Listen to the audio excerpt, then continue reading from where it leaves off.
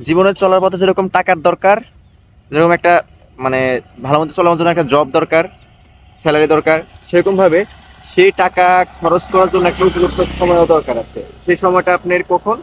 আপনি যখন একটা ২-১ দিনের ছুটি পাবেন, সেই ছুটিটা আপনি কাজে লাগাবেন।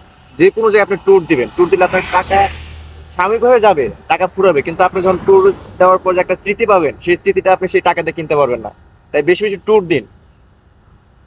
টাকা যতই জমান, ভবিষ্যতে আপনি যখন বুড়া হইবেন তখন আপনার কোনো কাজেই লাগবে না। আপনাকে আপনার ছেলে আপনাকে নিয়ে আসবে না।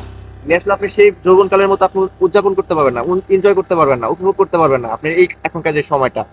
তাই আপনি টাকা যত ইনকাম করুন, পাশাপাশি আপনি সেই টাকাটা মানে আপনি ইনভেস্ট করুন আরকি। আপনার এই যখন আপনি ট্যুরে বেরোবেন, সেই ট্যুরের জন্য আপনি টাকাটা ইনভেস্ট করেন। সেই ইনভেস্টে আপনার ফল আপনি দেখা যাবে ২-৪ বছর পর আপনি যে একটা স্মৃতিটা সবাইকে বলতে পারবেন, সেটা অমায়িক।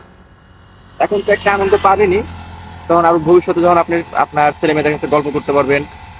আরো মানে আরো অনেক কিছু। তাই ট্যুর দিন, বেশি, বেশি ট্যুর দিন। যেখানে যখন যেভাবে সুযোগ পাবেন ট্যুর দিবেন।